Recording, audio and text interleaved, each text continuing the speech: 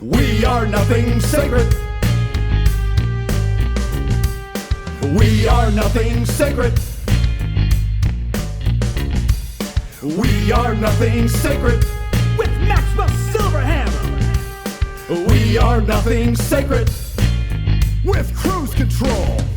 We are nothing sacred.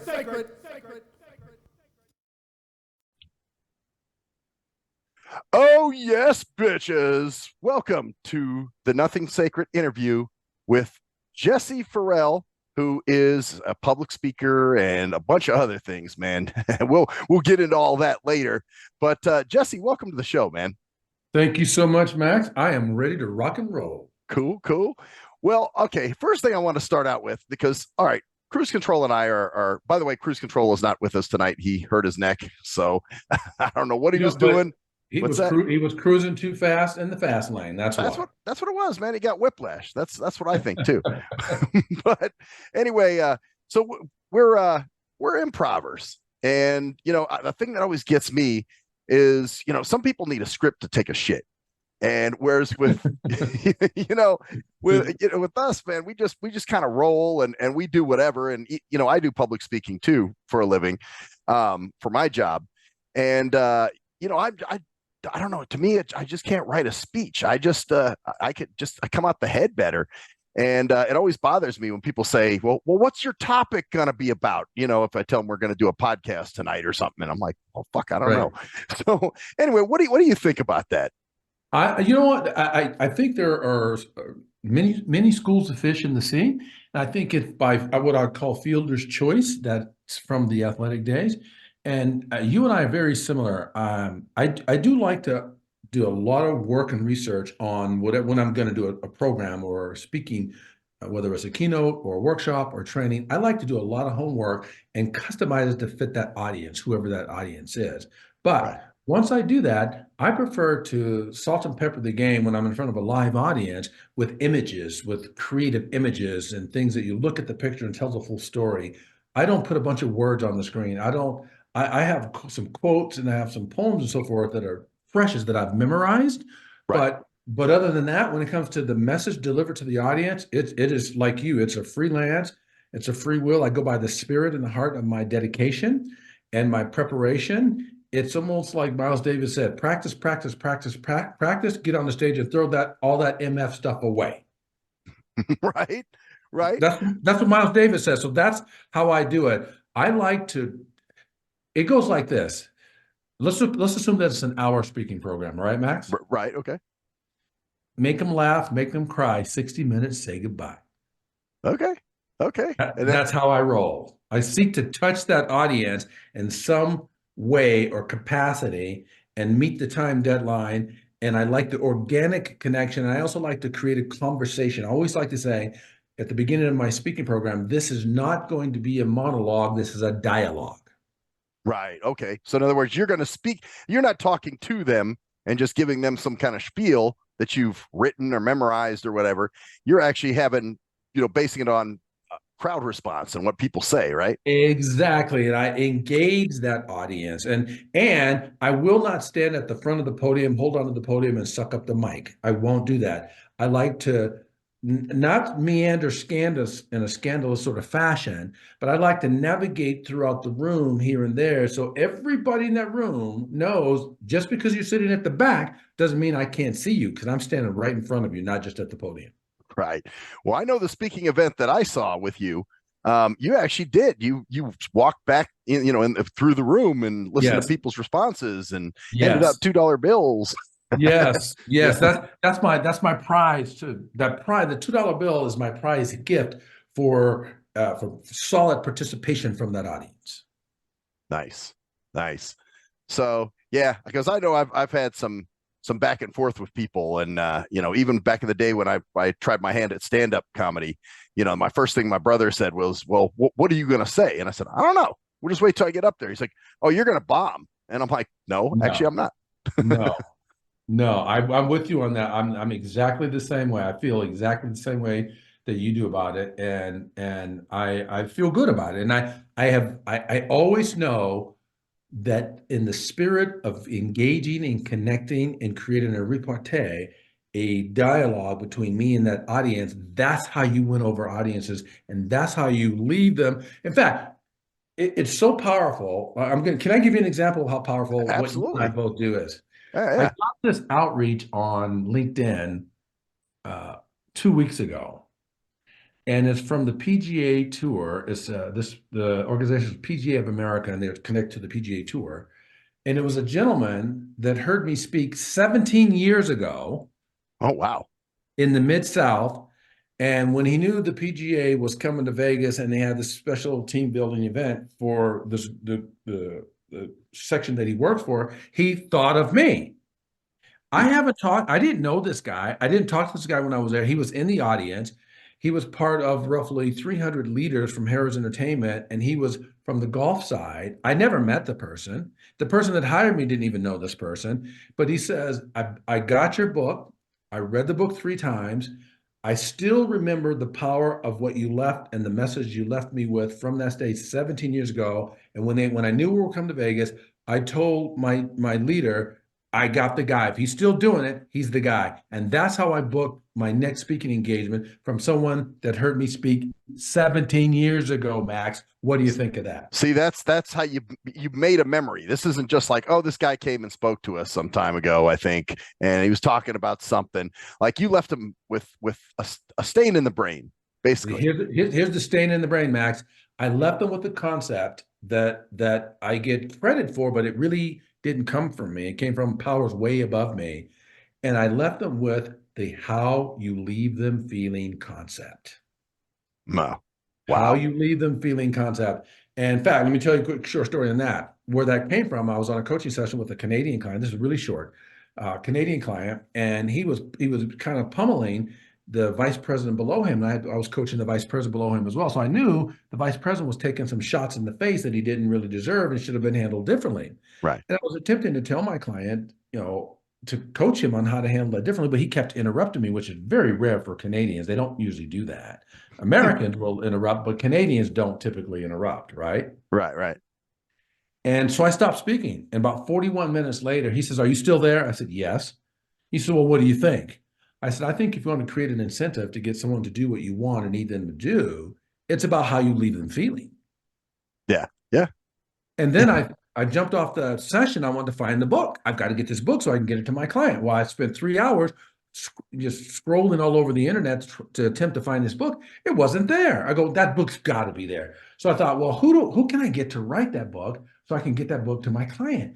And I went through a list of intelligent people I knew, and I got down to 17, and it still was a no. I went, holy smokes, I'm supposed to write that book. That's so that's that's crazy. So you went digging for this particular book. Was it your book or whose book? It wasn't the book hadn't been written, but I thought it was so profound that book has to be out there. Oh, So when it wasn't, when I thought about the people I could get to write it, no, Bob, no, Sarah, no, Linda, no, Lisa, no. And then 17 people down the line, I go, holy smokes, I'm supposed to write the book. I know the concept. that's crazy. That's crazy. And, Well, and that's so that's the first book was How You Leave Them Feeling. And it was about personal professional development. The second was an upgraded version of that. The third one, Lisa Ferrell and myself, my wife and I, we wrote the third one, and we call it the How You Leave Them Feeling and universe. It's the How You Leave Them Feeling universe. And the third one in the How You Leave Them Feeling universe, that one is about inspiring love and relationships, all kinds of relationships, not just intimate relationships. Well, Lisa and I co-wrote that together. I would have never wrote the book if I wasn't on a session with the client who missed the point about how to leave people feeling. that's crazy. So you thought that there was a specific book that you like, there has to be something. Somebody had to talk about this at some point, and it never it wasn't out there, huh? Yeah, not only that, I thought the title was out there. How You Leave Them Feeling has to be out there. Wow, wow. And these are your books, by the way, that you have written. And just throwing a short little plug for you out there. Are they on Amazon? Yes, well, they're on Amazon, but we prefer people as you're listening to this podcast, we prefer for you to reach out to us at justtalk.com. You can go to justtalk.com. And in fact, if you want a special price on it, then you would email me at speak@justtalk.com. That's PEAK, the at symbol, then JES as in sugar, S as in sugar, T as in terrific, ALK.com, and say, hey, you were dealing with Max on that podcast. I love the podcast. The book sounds interesting. I don't want to hit you up for a deal, but you said you might give us a break because of the Max connection. And so if you go to Amazon, you can get it on Amazon. You can get it from there's 121 bookstores you can buy it from, including Barnes and Noble and so forth. But it's going to cost you $55 for the latest book if you go there. But if you come through me, I'll give you a substantial break on the book price just because you came from the Max program. And your foundation for inspiring love and relationships is the latest version of the How You Leave Them Feeling universe. So drop that Nothing Sacred code in there. Let them know you heard it on Nothing Sacred. Nothing Sacred is the code. Yeah, there we go. So email them and say at speak@justtalk.com and say, hey, man, I heard this on Nothing Sacred. Heard you on there. You had some good stuff to say. So, man, all right. That's awesome. The other thing I wanted to get into, because we were talking about this too, is because a lot of people have a fear of public speaking. And I think there's a difference between facing your fear versus conquering your fear. And yes. I'd like your thoughts on that, because obviously some fears facing your fear doesn't mean that you've conquered it. A lot of times a fear is a fear for a reason. You avoid it because you don't want to deal with it. Whereas opposed to if it's something you really want to do, like if it's a job, like, oh shit, I better learn this, I better get my fear of public speaking out of the way for the job that I want, because it's a really good paying job or whatever the case may be, then you will try to conquer that fear, man. Talk to that a little bit. I'd be interested to hear what your feelings are on it. Well, let's break it down. Max. I want to break it down. First off, let's say it's two separate connections. So facing your fears and conquering your fears, they're related, but the concepts they're two distinctly different concepts. So number one, facing your fears. See it this way. If you're listening to this right now and everyone has some level of fear there's not one person, well, I shouldn't say that. Every now and then people believe that they don't have fear, but a lot of times they internally do anyway. But let's say that the majority of people do have fears. So Right. Think of it this way, facing your fears. What this involves, Max, this is talking about acknowledging and confronting the source of the fear, if you're talking about facing it. Right. So this means you want to be directly addressing the things that are causing you anxiety or discomfort or frustration, and you want to do this without necessarily overcoming them entirely, but you want to address them, take a look at them, and facing your fears is the initial step. It's the first step towards overcoming them. Right? Does that make sense? Okay. So you have to face that fear to conquer the fear. That's step number one. You got to face the fear first. Okay. So that's what that is. And then it's going to require you to have courage and a desire and a willingness to engage with the fear versus running from it or pretending like it's not there. Right. So you want to engage with the fear, and this is like a fear-inducing situation or an object. So that's number one, is facing your fears. That's what facing your fears is. And now number two, conquering your fears, that goes beyond merely just facing the fears. You're not just facing them. This entails overcoming them to a significant extent. Okay. Right. What you think about that? Well, you're right though, because sometimes when you face your fear, you're still afraid of it. You know what I mean? You're going, absolutely. This is exactly what I didn't want to happen. So then you make sure that it doesn't happen again. Exactly. I had a situation a few weeks ago where I I faced a few fears of mine, and I said, okay, man, this is why I don't like these, and I don't plan to conquer them, because it's obviously, I don't like this. I don't like this feeling. Whereas opposed to, if I have a need to conquer it for whatever reason, then I should. Example of that for me was cooking. As a blind person, for years I was scared as shit to learn how to cook. Just because I'm a Ferrell, I might burn myself. I might mess something. I might, burn the house down. I might cut myself. I might, So I had a friend that stayed on my ass. And what he kept saying, man, whenever you want to learn, he was blind as well, by the way. So he said, I'm going to, want to come over one day. I want to show you how to cook, man. You just let me know. You let me know. So of course I kind of just blew him off. I blew him off, whatever. And one day he just said, all right, man, we were supposed to go to some kind of meeting or whatever. So he said, all right, well, I'm going to come over a little early and I'm going to bring this pot roast and you're going to cook it. And I'm like, huh? Right. So then he, brought the pot roast over. He's like, all right, I'm going to show you what to do. So I'm like, okay. So then he did. And I conquered that fear by him doing that, because again, it was kind of a necessary thing to learn how to cook. Eating microwave food in your 40s isn't necessarily a good thing. Right. So you knew it was something you had to conquer, had to face, then conquer sooner or later. But now, let's say you have I have a big fear of being compromised or incapacitated or whatever. So that's a fear. Yeah, I faced that fear and it sucks. And I don't ever want to deal with it again. You know what I mean? Well, yeah, I do. In fact, you had the fear. I have a premonition that you had the fear today that somebody was using foul language and came upon you when you were about ready to get the massage and you had no freaking idea who it was. You know what? Let's tell that story real quick. You tell it. I want to hear it. You tell it. Okay, so I'll tell it from my perspective.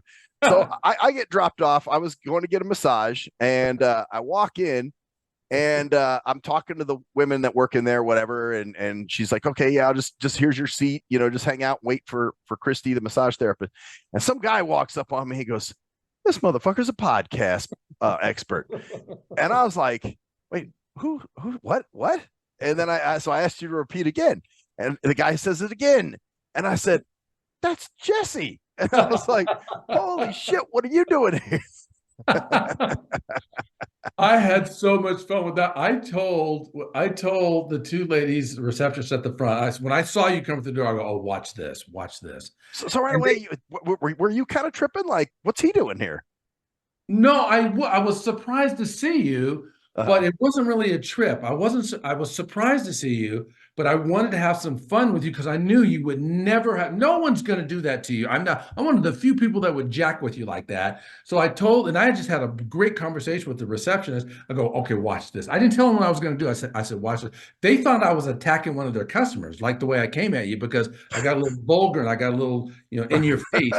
And I was doing that. Like, why is he attacking a man that can't even see? Right. And let's be honest, you're a black man, so there's that little shit there too. Right. And then afterwards, they realized we knew each other. Their stress levels went way down after that. Yeah. And then you guys had a big conversation. By the way, the one girl subscribed to our YouTube channel, so that's really cool. Because I told her we were getting ready to do this, and I said, this Max guy is exceptional. He's amazing. He's got so many talents. I said, I met him at a speaking event. I said, I can't. I'd like to tell you to jump on the program, but it's the program. I said it might be a minute before. So anyway, so she was so happy to do that. And in fact, she was really, really neat. Her name was Megan. That's who that was. That's Megan. Yeah. I could not. I laughed my butt off after I left there. I think I laughed for 15 minutes after doing that to you. Well, that's the funny thing, because I was telling the massage therapist. She's like, "Oh, really?" Because she didn't know I do a podcast. I don't tell everybody, right. Just because I don't know, what their level of. They may not like what they hear. You know what I mean? So, and it's different. Like a different group, whatever.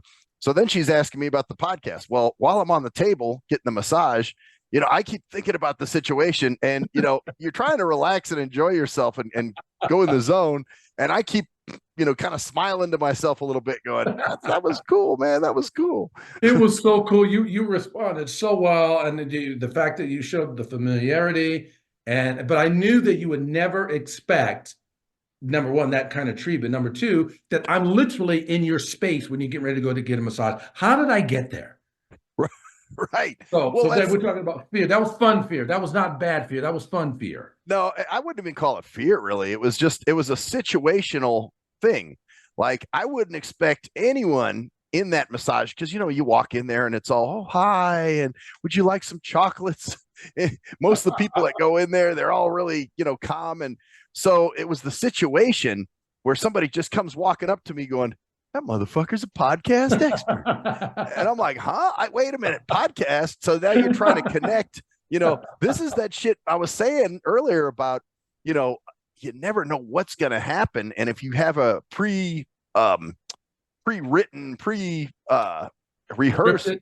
scripted thing, you know, you're not going to be able to react correctly, you know, No, whereas but I knew you would eventually, by the second time, I knew you would know the quality of the voice and the nature of the conversation. And I knew that you would be super, super pleasantly surprised, but I came at it more aggressively on purpose to put some charge there first. You know what I mean? right, right. Well, that's what was funny about it. I was like, wait a minute. That's why I asked you to repeat yourself, because I'm like, that doesn't sound right. You know, well, this is the wrong place, wrong time. Oh my God. So thank you for that story. But getting back to conquering your fears.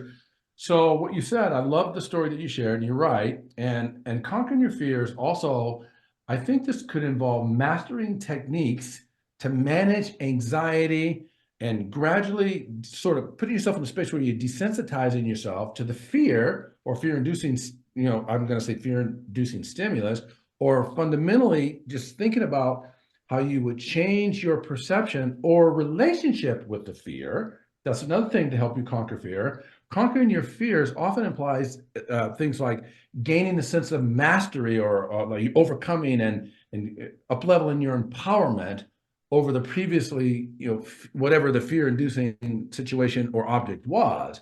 So in essence, think about facing your fears as the first step towards conquering them. And then while conquering your fears involves actively working to reduce the impact that whatever that is, or eliminating the fear from your life altogether. That's what conquering your fear does. It helps you eliminate. So I think people get that. I think we should talk about different types of fear because Oh there's a yeah. number of types of fear that's out there. I think let's talk to our audience about what's some of the typical fears that you might think of Well, or and like we had thrown out a little few minutes ago, situational fear. So yeah, like the being naked in a dream. Like let's say you're at work and you're naked in this dream. Okay, right. it's fucking you up because you're like, this isn't right. No, I'm not supposed to be naked at work. It's not like you have a fear of being naked necessarily, but the situation is the fear. Right. Fair enough. And even though it's a dream, they say that we vividly imagine, our minds don't know the difference between the reality of something and something we vividly imagine. You know that, right? Oh yeah, yeah, absolutely. So yeah, so being naked in a dream, and if you really are vividly imagine that, it feels real. Oh yes, that's why you're freaking out so bad. I agree. I agree. But some other fears, I think, too, Max, would be fear of failure. A lot of people have fear of failure. Oh yeah, yeah. What if I mess up? What if I don't Yep. sound good? Or something. How about this one? A lot of people have fear of success. That's true. They don't even People know are how to afraid of handle the good things success, too. You're right. You're right. right? Like, damn, what if I get all this money? What am I gonna do? How will I be Yes. able to hold on to it? Exactly. You and I are going back and forth right now, but I did the study many years ago, and it was a study based information came from Harvard, a Harvard study on fears, and it said, "What do you think? What do you don't have to know this answer, but I don't mean to test you, but what do you think the number one fear that people had from that study? from The number wow, one fear." the fear that people had, and it was. Go back again. What was the study? It was a study from Harvard University. It was based on fear, the top level things that people fear. Oh, okay. And these were things that were just fears. I would say, heights. That's a pretty good guess. I think a lot of people would think be fear of death is what people might think. Yeah, that's another big one. Yeah, death. But death was number 8 in fear, and the fear of public speaking was number 1. Really? So that's a big Yes. thing.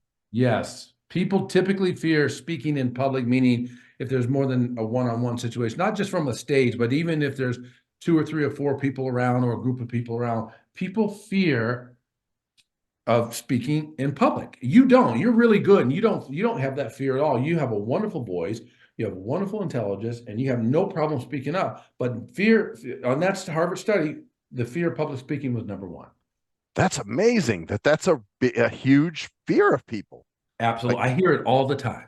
I do too, but I just thought, well, you just, I had a guy. I actually brought him to one of the networking breakfasts one time that you and I met at, and I said, man, you can promote your business. He had a pest control business. Right. And, so how she makes us go around the room and say who we are and what we do and all that fun stuff.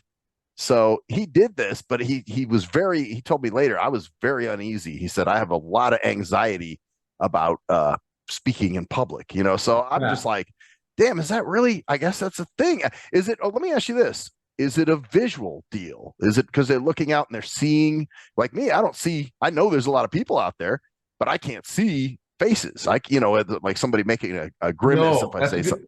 that's a good question, Max. It's not, no, it's not it's somewhat visual. Let me get to a second case visual, not first case. It's a social anxiety. It's people are fear of being judged because they feel like Mm. all eyes are on them. Yeah, yeah, yeah. And so they feel like all eyes are on me, and their fear of failing and babbling their words or not being as persuasive or not being as informative or not being as educated or whatever. So they're fearing all those things. Most of the things they're fearing things that are not even there. And so it's more of a social anxiety. And it's what Lisa and I learned this years ago from a program we went to, maybe, I don't know, about 15 years ago. We learned a new word. The new word is called FIMAGE, FIMAGE, FIMAGE. And the Image. number Okay. one thing, yeah, FIMAGE is tied to that public speaking fear. FIMAGE stands for fear of image. They're Hmm. fearful of the image that people have of them. And we call that FIMAGE when you're fearful of your image because Huh. you may not hold up. So when I hit the stage as a professional speaker, I'm an inspirational speaker, and I've Right. done international engagements and domestic engagements, and I have zero fear of hitting that stage. Do you Yeah. know why? Why? Because you don't care what people think. I don't, number one, I don't care what people think. What else? And I obviously your image is already been what's the word, engraved, or like you've built your image, you're seasoned, you know what to expect when you go out there. That's true. I do know that it's not perfect because sometimes you get things you don't expect, but that is not one of them. Let me just tell you what it is. Okay. When I hit that stage, I turn the delivery into a YOU, meaning you focused perspective. I'm focusing on you, the audience, and the way they say it is look to one, speak to all. Hmm. I look at you eyeball to eyeball, one by one by one by one, and I'm speaking to all of you, but I'm looking at just you. So I want you to feel like I'm only talking to you, and my only focus is you. I am not the focus. Take the focus off yourself. Get over yourself, man. Right, right. Okay, okay. So Get over you're your freaking self. so you're just having conversations is what you're doing, when you go out, because you're like, I'm here to talk to all these people. you Yes, know. but I'm making it about you, not about me. Right. Okay. Okay. So So in when other you make it words, about you, when you make it about yourself, okay, yeah, I can see you making yourself get intimidated about this, that, and the other. But if I'm not making it about me, what's to be intimidated about? right, right. Well, here's, normally I don't have a fear of public speaking, whatever. My fear is when, okay, now I told you, I think on the phone, my boss and I sometimes go at it regarding, because she'll always say, well, what are you going to say? What are you going to tell these people? And I did a speaking event one time that was over Zoom. This is during COVID. So she was like, well, I want to be on that Zoom call. I want to hear what you're saying. And of course, she started doing as I'm talking and I'm telling these people stuff, she was trying to do the Joe Biden teleprompter thing by sending me emails, and of course my screen reading software is talking and it's saying, well, what do you mean by that? Or blah, blah, blah, blah, just like little things that she said. And I'm going, this is distracting. This is bad. This is Right, annoying me. You know what I'm saying? right, And I right, don't like that. That's the kind of judging I don't want. Don't be all up in my grill, telling me what to say. Like because you're obviously you want it said a certain way. And it's like you need to go write policies and shit. right, right. I totally Let me do agree. I the totally outreach. agree. But plus, you have a wonderful. Uh, I think you have a wonderful background of delivery. So I would not be questioning. If I were your boss, I wouldn't be questioning. And no one's perfect. So even if you made a mistake or two or whatever, anybody hits that stage or that platform could make similar or alternate mistakes as well. Well, that's it. And well, here's what was funny because later she had all the staff listening, And so she thought everybody was just going to tear me up and say, yeah, you should have said this. You should have said, but they all had really good things to say. So it was hilarious. She was the only one that had negative, Nice, you know? nice, So nice. it was actually kind of funny, but still, I don't like her, critiquing my stuff, because it's like, well, now She I get nervous. What she did, unfortunately, I'm not going to beat her up because I don't know your boss, but I think she didn't have something you guys spoke about earlier in the green room. She did not have faith in you. Yep, there you And go. you wanted me to tell you what faith stands for. Faith. I've learned that faith, faith stands for finding answers in the heart. Ah, yes, yes. I So have faith in you because in my heart, I like what you have. I dig what you have, and I believe you can pull it off. So if she would have restored or lift her faith in you, finding answers in the heart, she would not have needed to be trying to micromanage you. that's exactly. Well, you hit the nail on the head. That's just what it is. It's almost like a lack of trust. So they're just trying to look for any little thing. It could have just been as simple as you said too many ahs or something, Yes. Do you know why you know how and why I hit the nail right on the head? How? Because I wasn't afforded the luxury of being average. Aha. In the Aha. world that we live in, and the world that I was brought up in, going back to the late 50s and early 60s, and now some of these things are still there, so I'm not going to say it's completely annihilated or gone, but I was not afforded the luxury of being average. In order for me to have a playing card in the game of life, I had to be 2 to 3 times as good as my other colleagues that were of Caucasian skin because of my dark complexion. Yeah. So here we go. I know where we're going. I'm just saying, well, what do you think? As a blind dude, I already know. You know, they're you have to stand out, and it's the same deal as a blind person. Well, I disagree with you. Really, I don't believe I have to stand out. Standing out could be a challenge. I have to be at least 2 to 3 times as good to be seen as equal, even if I'm 2 to 3 times as good. that's okay. That's what I'm trying to say. Exactly. I But don't it's want to stand out because I already stand out because of my complexion and my size. right. So it's proving yourself. It's proving that I can be educated and that I can, woo a crowd over. I would say proving that I have gained the knowledge to be able to have a playing card. That's the way Right. I see it. Right. Well, Have a and that's seat at it. the table. Well, and here was another green room conversation, if that's what you like to call it. Remember, I Yep. was telling you that some people will just hear blah blah blind guy, Right. You're when they going look. to be they're going to prejudge you and you're going to be dumber than they think you are just because you're blind. Right. They're not listening to what's coming out of my mouth. They're Right. just they see a blind guy. So this Exactly. this way, I have to, you know, really drive my points home. Really grab their attention somehow. That do something that stands out. Well, like you said, standing out isn't good. So maybe not standing out wouldn't be Standing the out's not good for me. For, right. for me, for me, it's not. And the reason why it's not because I don't want to stand out. I want to be able to be seen as part of the group to have an option to do some of the things I want to do. If I stand out, so in other words, if let's play this game. If I said that I have to be 2 to 3 times as good as the next person with Caucasian skin to be seen as equal, if I come in and I'm proving to everybody, including my colleagues, I'm 2 to 3 times better than they are, what do you think that's going to do for me? You tell me. Well, it's going to make you look good. It might even piss some people off. The That's ones that exact. you That's know. exactly what it's going to do. It's going to do what you just said. It's going Yeah. to piss some people off. So I can't afford to show up and act like I'm 2 to 3 times as good. Right. Right. Why? Well, because again, you're going to have some resistance. You're going to have somebody who's trying to pull you back or minimize what you were doing up there. Exactly. So I have to work twice as hard to get to a Caucasian person's birthright. Hmm. That's Oh, that's and so for me, once I get in there, then what I decided to do when working through corporate America, I decided to help my brothers and sisters with their homework. So I'd come to work an hour to two ahead of the start work time, and I would stay in at least 2 hours after, and then I would help them with their homework. So it's harder. It's more likely that they're not going to stab you in the back if you're helping them get an A in the course of work in the work schedule.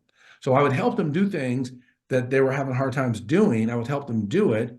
So if I'm helping them do it and they're passing the work standard, it's going to be harder for them to stab me in the back. I wasn't trying to kiss their butt. I helped them with things so they would give me an opportunity to just do my job. Right. Okay. Okay. So and that's yeah, yeah. I don't know, man. Some people's egos are just too big, It's and are too egotistical. fragile. Yeah, sometimes it's ego, sometimes it's just stinking thinking. Sometimes they were taught that by people that have prejudices and discrepancies of other people based on, different, whether it's color or race or religion or faith or whatever. And so I just decided that I would see it as I had three jobs: the job they hired me to do, the job that I was capable of, and the job of managing my colleagues so they would allow me to do the job. Ah, yeah, yeah. That's well, and that's it's a good takeaway actually. And which kind of brings me to the reason I had you on here to begin with. I liked when you're doing your speaking event and you kind of made people a little uneasy Yep. when you were talking about, I was called a lot of names growing up. Do you know what they are? One Yep. started with an N, and right away everybody's going, "Oh shit! Oh no, man!" and Yes. and did now you pretty much knew that. Did you think anybody was actually going to use the word? Not likely. They're afraid to use that word because they know how offensive the word is. Yeah, And yeah, yeah. the last thing they wanted two things. The last thing they wanted to do, number one, was offend me as the speaker, who's the signature of the program. Number two, they didn't want to offend me in case because they don't feel that way about it. They know others do, and if they don't want to use that word because it is offensive. Right, right. They don't want to be lumped into that. Like I'm not making, Exactly.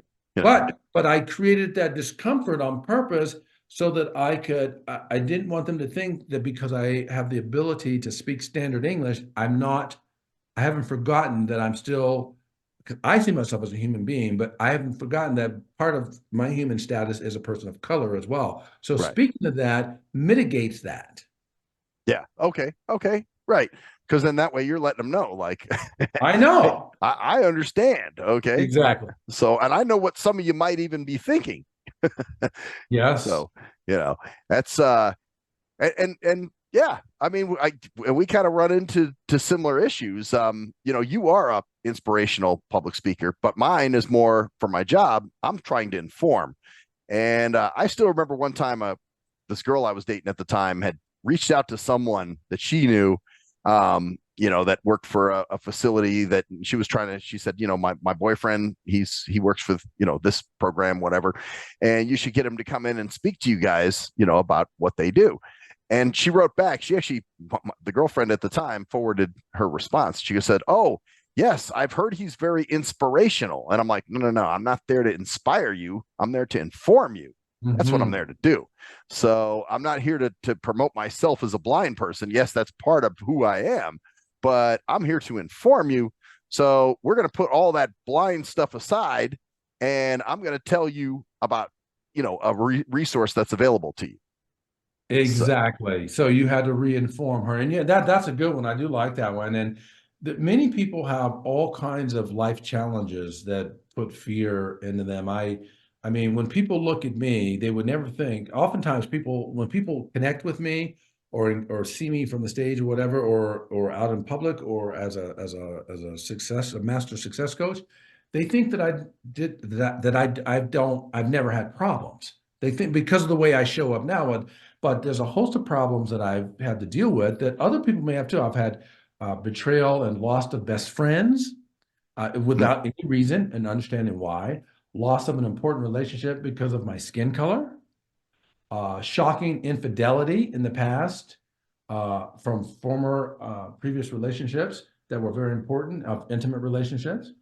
In corporate America, I was told that I had to dumb down oh, as a casino marketing executive. I got called into the office at Bellagio. My vice president says, "Just, I'm a good old Italian boy. I'm just going to tell you like it is. Our best average client here is 75-year-old white man, and we're getting complaints about the way you speak. Okay, so I'm going to need you to dumb it down, or we're going to have to fire you." see, this is that micromanaging shit that I was talking to you about earlier, you know, Exactly. where, Exactly. dumb it down. Like I'm not a dumb person. Well, That's but I'm me. not even trying to sound smart. I'm just attempting to do the job. Right. Right. I'm just using, I don't know what it is that's so difficult for for those people to understand. Yeah, exactly. I'll give you another one. Blocked from rising in corporate America due to my complexion. Figuring out how to graduate from college for the first time was a huge challenge. Now, these are challenges. Other people have different kind of challenges. Some have the same. Right. My desire at age 17, when I left Hawthorne, Nevada to come to Las Vegas to go to school, I wanted to live in a good neighborhood close to UNLV. Well, they wouldn't let my complexion in. So my best friend from high school, his name was Brian Blunt. He's a blonde hair, beautiful green eyes, super intelligent guy. He toured the place. He's okay. I want it. My roommate and I are going to get it. Okay. So then my roommate comes in. They'd already said yes. So then I signed off. I couldn't get into the neighborhood unless Brian was with me. See, that must have been years ago It, because it was, but the point is, these are life challenges that usually bring fears to people. That's my point. oh, got you. Yeah. Fear triggering. Yeah. Yeah. That, So we want to be, we're all going to be challenged with something. Everyone, they say you should be kind to everybody that you meet because everyone's battling something. oh, for sure. For sure. I mean, we all have our challenges and our stuff that's going on with us, but Right. So when I share that with you, Max, about life challenges, and people listening to this, they have their own life challenges. What do you think about hearing some of those life challenges and what other people may have as well? well, and obviously, yeah, there are people that have different life challenge, things that I could never even equate with. As a matter of fact, like let's say somebody on dialysis, you look at that and you're going, oh my God, how do they function? But Mhm. hey, they do it, and it's what it is. It's just, but it's something I haven't gone through. I hope I never have to go through. And but yet at the same time, I get it. This is wow, okay, or other things. I've never been married before, and I've heard stories about spousal abuse and and other things, and I'm just going, wow, okay, I can see. I've never lived through that, but yeah, that is definitely a challenge, and you try to be sensitive as the best way you can. I can sympathize, I can't necessarily empathize. Exactly. But here's the thing. Here's the thing. The biggest, what do you think the biggest problem or challenge it is with people navigating or working through and thinking about the fearful or challenges they've had in their life? What do you think the biggest challenge is? The biggest challenge for navigating through the fears and things. Yes. I would think, boy, you're testing. This is good, man. I like this. A little brain food. Yep. Um, well, God, it's all individual, I guess. Whatever you have going on. But I guess there's a fear, like you said, a fear of failure, maybe.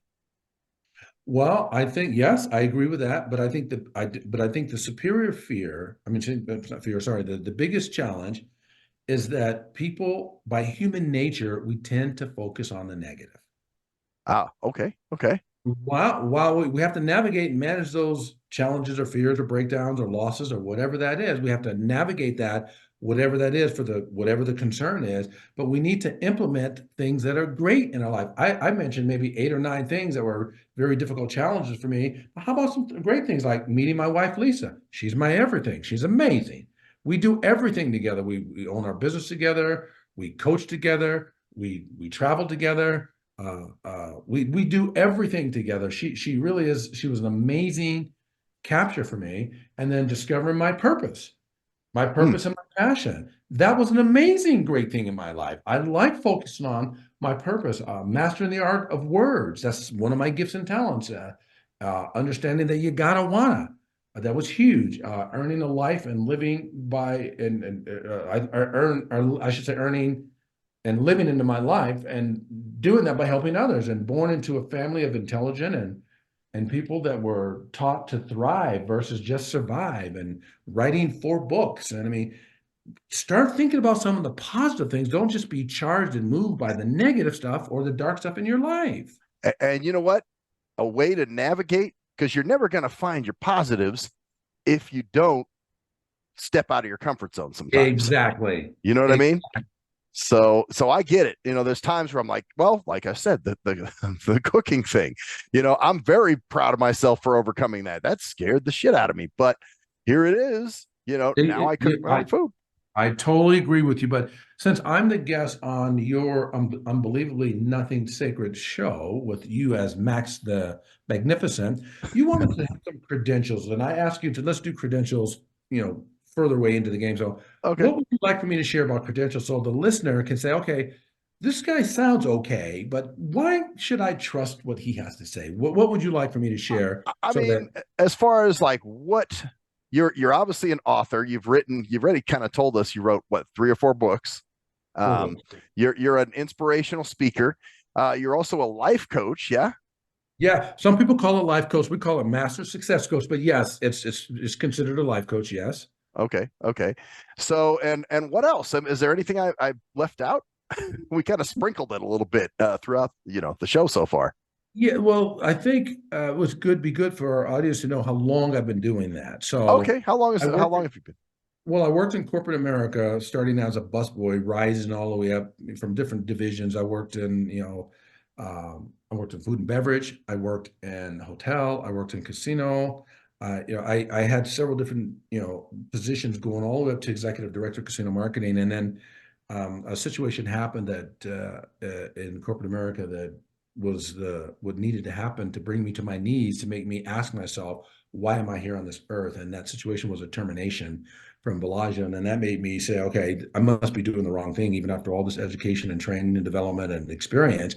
I must not be doing the right thing. So let me discover my calling, my purpose. And that quest is what let me learn. I learned, in fact, from Brian Tracy, a Canadian, that said, ask 10 people that know your best gifts and talents. If you don't, they know them. And then you can start to figure that out. And I asked 15 people what my best gifts and talents were, and they all 15 said the same thing. They said guiding, directing, and leading others. And I thought, well, can you make a living doing that? So I looked on the internet. Whoa, you can make a pretty good living as a speaker from the stage or professional coaching. So I went and got professional coaching certifications and started. I'd already been speaking because I'd been teaching at the University of Nevada, Las Vegas for 6 years while I was a corporate executive at the same time. So I'd already been practicing that craft and not knowing that it was part of my calling. That's So interesting.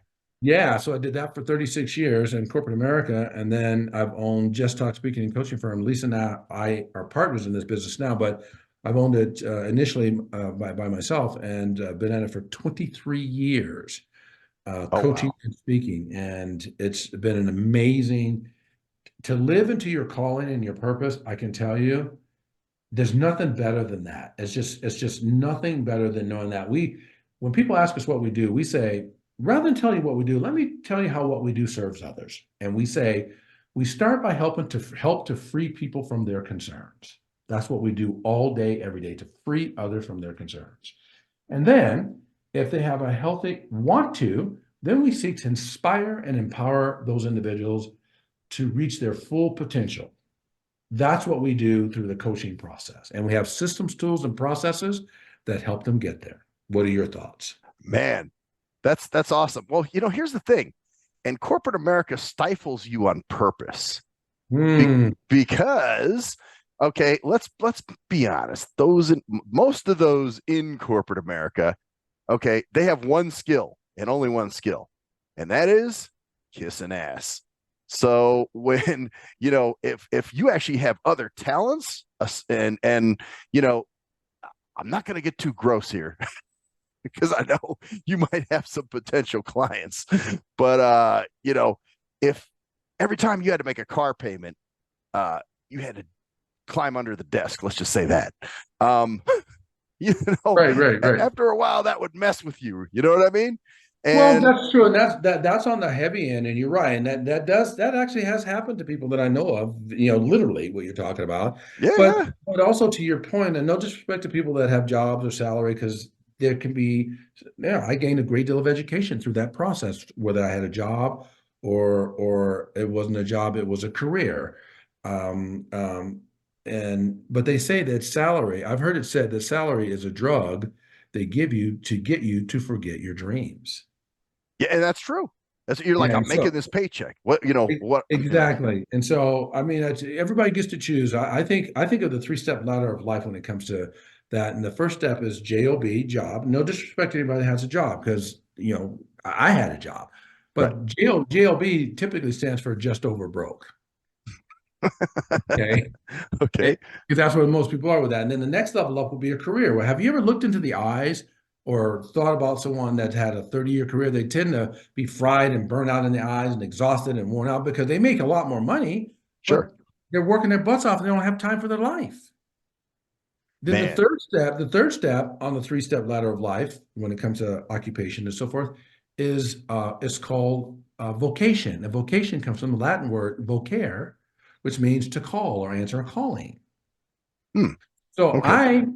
professional speaking, inspirational speaking, and coaching, master success coach, that's my vocation. It's not a job and it's not a career. Ah. Do I sound tired to you right now? No, not at all. I don't want to blow your program by telling time, but it's almost 8 p.m. and I've had 8 sessions already today, and I do not sound exhausted, do I? No, I wouldn't. I would assume you're ready to roll. Because I'm practicing my vocation, not my job and not my career. Right. It's not just going through the motions and all right, let's get this done and write this TPS report. Going back to the movie Exactly. Office Space. Yes. I don't play the game of counterfactual thinking. You know what counterfactual thinking is? What's that? What if questions based on the past? Oh, yes. What if this happens? What if that Yeah, happens? exactly. I'm It's not happened doing before. What if it does it again? exactly. Exactly. Hey, man, Exactly. that's wild. Well, that's but yeah, that's what I think. They do. They try to you had a great point there that, it helps you. What was your acronym for job again? Or just over broke, right? Just over broke. But they give you a paycheck to keep you away from your dreams.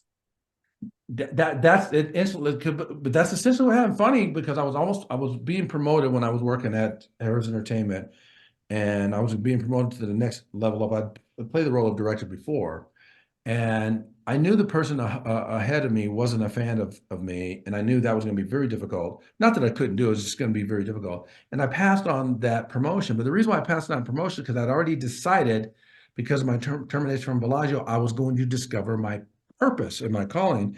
And I knew that I could not do that if I was on salary and in that high level position because I've done it before. I worked 14 to 18 hours a day as a casino marketing executive, and I'd already done that before. I want to find my calling, and I cannot do that in that role. So I passed on the promotion. Ah, okay. So you almost did get promoted, but you're like, no, this isn't No, for no, no, me. no. That's not true. I did get promoted, but the highest that the system would allow me was executive director of casino marketing at that time. Okay. I felt I had the potential to be a president of those properties and run multiple properties, not just one. Mm. But the system wasn't going to allow me at that time because of my complexion. Ah, wow. The highest Man. I could go was executive director. Now you have to consider this. Executive director back in the day was equivalent to the vice presidents of today. Back in the day, we didn't have multiple vice presidents. We had 1 or 2 vice presidents on the whole property. That's it. They Wow. might have 40 vice presidents at MGM right now on the property. Well, you know what? This goes back to what you were saying earlier about, was it Fimage? Mm-hmm. Fimage. Because obviously, how would we look if we hired someone of color to be the vice president of multiple properties? You know what I'm saying? It's all about Well, how they look. That's what all this. That's the problem with corporate America. Everything's well, image driven. but I saw it as a gift, not a detriment, because it made me stop and ask myself one profound question. I've said it already, but what do you believe is the one profound question that I would not have asked if I had continued that rise of corporate America? What am I really set here to do? Yes. You know? Yes. So yeah, Now, what am guess what? Now, guess what? I still get to serve corporate America, but now I serve it from the other side of the table and I get to negotiate the rates. right, right. You're now a vendor. Exactly. You're not working for their company. They're not your boss. And I appreciate them. I'm not mad at them for terminating me. I got terminated for doing my job. Right, right. Isn't that crazy? It I, was very crazy. I I didn't know get at the it at time. the time. I was gonna say at the time, I'm sure you had to be a little bit, a little bit of, oh shit, what am I gonna do? Yeah, A I little was pissed exactly off. that. And guess what, too, Max, to your point, I was teaching at the university at that time, and I had to go to class after being fired and teach my students. And it was so hard for me to separate myself from the feelings of about 12 different emotions, six I was aware of, and six new emotions I'd never heard of before. And I told myself, I'm not going to lay this on my students. So I promised myself, I'm not going to bleed on them. I'm not going to tell them I was terminated. I'm not going to cry in class. I'm not going to do it. I can cry on the way home. Right. Right, right, right. And you know what I did? Hmm. I decided to look at my syllabus, and I looked and I picked one of the items that I was going to feature as one of the course studies for the day, and I removed it and I replaced it with how to be fired. In a Oh, 3-hour casino marketing class for seniors. And I taught them a whole 3-hour class on how to be fired. I did that later in the semester, so it gave me a chance to get some healing in. And I right. taught them, I said, every single one of you in this room, one day, I don't care whether you're working for your parents or it was a best friend or you're an expert in the field, every one of you at some point is going to be fired. Man, And that's nobody teaches you how to deal with that. So let me teach you how to deal with it. And that's when I told them I was fired after I taught them how to be fired, how to manage. but you took a lemon and made it lemonade. Oh, I'm going to use It this as was a study. oh, it was lemon souffle, it was lemonade, it was lemon popsicles, it was yes. So a bunch of different lemon things that you could have given them. Yeah, yeah, that's awesome. So, Isn't well, that cool? that is very cool. That's really cool. Well, the other thing I wanted to talk to you about real quick, because I know it's getting a little later or whatever, but was we talked about Toastmasters, and here we Okay. go again, back to the corporate sterile. A lot of people think, oh, if you're good at public speaking, you should go into Toastmasters. Not always the case. What do you think? I would say that if someone is having a difficult time being a decent speaker, even if they're not going to be a speaker that gets paid to speak only like what I do. Right, Let's just say that they're a supervisor or manager or a director and they know their communication style is not very good. I do recommend Toastmasters for them as one of the possibilities of growing their speaking style. I wouldn't say they need to permanently stay there, and right. I did some time in Toastmasters as well, but I did too. I didn't need to stay there. I to the point you made earlier, I think that if for novice speakers, it's good to learn how to reduce negativism, some negative perspectives of speaking, whether you're humming or you're and ah and or you're speaking inappropriately, or you don't know how to phrase it properly, or you don't know how to engage that person. I think Toastmasters can be good for people that want to get to the basics of starting how to be a decent speaker. That's what I think. That's what I've noticed in there, because a lot of those people seem like they hadn't come out of their shells. And when I joined it, I just did it sort of as a social thing. I thought, oh, this is great. It's going to be a bunch of people like me that are great public speakers, and I went in there, and I for the most part, well, there was one speech they lambasted because I was attacking people in the group. That's a whole nother ball of wax. But my experience there was basically, these people claim to be so worldly, but they'd never been around a blind person, and they treated me in such a way, like I was less than or lower than or whatever. Well, not I'm that's unfortunate they did that. Let me say something about you. You first off, I see you first just as a person. And when I engaged you in the audience where we met, you were an audience, you were in the audience, and I would call you a participant in that audience. I thought that you were amazingly engaging. You had a great sense of dynamic of knowing you answered every question that I asked spot on, which is why you got the first $2 bill. Right. And I never judged you as a person that is, either blind or have vision impairment or any of that stuff. I saw you as a person. Honestly, I saw you going toe to toe with me, and nothing else mattered to me. So I think that you bring something to the table very similar to what I bring to the table. I don't. I I've had people tell me, "Well, you're not really black. You sound white." Oh And God. I've even had black. My own mother told me once. I went to my mother when she was alive. She asked me for an answering device, so I drove it over 15 miles across town, and I played it for her. And my mother says, we listened to the outgoing message, and she listened. She said, and she smacked her lips. From Louisiana girl, smart lady. Smacks her lips. Says, "Can't you sound more black than that?" Damn. I said, Uh, "Mother." I said, "Mother, you've got 5 other very black children, and if you do not like the way this sounds, I highly recommend you call one of them and ask them to re-record it for you. I am not going to re-record this." I said, "By the way, I sound like this because I grew up in a predominantly white neighborhood that my mother and my father brought me to raise me." it's just you're supposed to fit into this mold. You know Yeah. what I mean? Like they want you, Yes. you got to sound like a black. And this is coming from both sides. This is from even the corporate white corporate America. You should sound more black. And then you've got black people. I don't like the term your people, by the way. That's not that because you're an individual. You know what I'm saying? Right, right. You And, know, and that, so for you, I saw you as a person. I didn't say, "Oh, let me be extra ginger with him because he can't see." I never yeah, did that with you. In fact, I didn't ask your permission. If you remember, I touched you on your shoulder, which is a little bit inappropriate. I should get permission for that, but I was excited by your answer. I touched you on your shoulder. Do you remember that? yeah, yeah. And well, obviously, I mean, it didn't bother me. It was totally No, cool. because it was a connection, Right, right? right. So I think that you do for people, being a person that has a vision impairment or blind, however you want to say it, you I don't want to use the word normal, but I'm going to use it here. You Okay, normalize yourself to not let your blindness be the leader of everything. I don't let my color be the leader of everything. right. That's not who you are. You're not a black person. You're a person who happens to be black.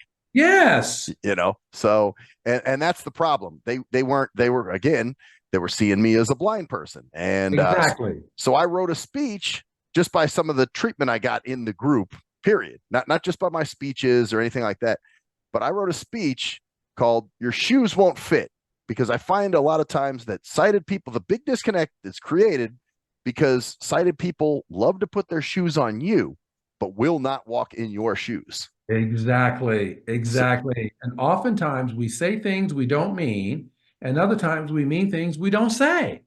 yeah, that's true. Like Come there's on. you don't say what your true intention is. So how can Exactly. closed mouths don't get fed? Exactly. So, you know, Exactly. but yeah, I wanted to touch on that real quick because I know I liked your answer, when we were talking on the phone about that. So No, it's so true, and that's where you and I are extremely similar. And there, now yours is different in terms of what you have to navigate and manage based on your full self and my full self. But when you go out in public, the way you walk and the physical tools you use to help you navigate steps and stepping up and high and low and all that stuff, people will come to terms. Okay, he's got some vision situation going on. They're going to see that from a distance, just like me. I'm never going to look anything other than how I physically look. My dark skin is going to stay dark. right, Okay. right, I'm not going to look white because I can speak standard English. right. Well, it's just weird. It's like, you're told you sound white. You sound white. Well, okay. I mean, what does that mean? Exactly. We want to be resourceful, not focus on the lack of resources. That's true. That's true. So it We goes want back to to what be you were saying earlier. resourceful. Yeah. And dude, we don't need to do this all at once. You can't boil the ocean. Okay. You need to break it down. Right, right, right. Right. Exactly, exactly. And I Well, also believe this comparison is the death of joy. I don't compare myself to anyone. no, no, you don't want to I compare. compare myself to my own best self. I'm Right. seeking to keep bettering myself. I don't compare myself to other black people or the tall people or the people that speak English or other people with degrees. I don't compare myself to other people. I think comparison is the death of joy. And that's true. That's true. Because you'll start looking, I want to be more like this person, or they need to be more like me. And like you said, it is the death of joy. That's what I believe. Wow. Well, man, this has been great. Go ahead. This is the time for you to once again spit out all your whatever you want people to know. If you want people to get your books, whatever. Go for it. You can get the books at most of the bookstores I mentioned, but we prefer that you buy them from the website because then we can personalize and inscribe them. Plus, we can give you a break, and that would be at justtalk.com. Very, very simple. All they literally have to do is go to the internet, type in justtalk.com, and then you'll click resources. And once the resource tabs open up, it'll say books, and it'll show you all the books that are available for sale. But don't just buy it that way. You can reach out to me first, because then you get that Nothing Sacred discount that Yes, sir. that is at the time. So that's where. And so if you wanted to reach out to us there, also you can find details on for some of the speaking engagements that we've done. You can go to YouTube for that. You can find us on Facebook, YouTube, Instagram, and JESSTALK. It has been branded, and that's it. That's how you reach out to us, and that's how you make the connection with us. Whether you want to buy a book or you want to determine, hey, this guy looks like he could be a good speaker for my organization, or maybe I'm considering coaching, or I know someone that needs his coaching, or whatever. That's the best way that you can reach out to us, is via the website, and allows you to contact us and send us emails and so forth from there. Nice. Well, Jesse, thanks again. Hang on with me. I'm going to end this and then hang on for a second after we end it, just so we can say goodbye and everything. Right. Anyway, this has been the interview with Jesse Ferrell. I'm Maxwell Silverhammer. This is Nothing Sacred. And that's the story there, bitches. See ya.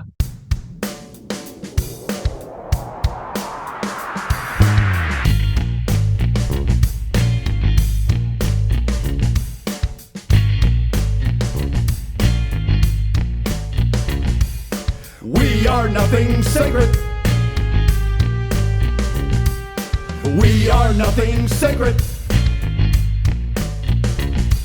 We are nothing sacred. With Maxwell Silverhammer. We are nothing sacred. With cruise control. We are nothing sacred.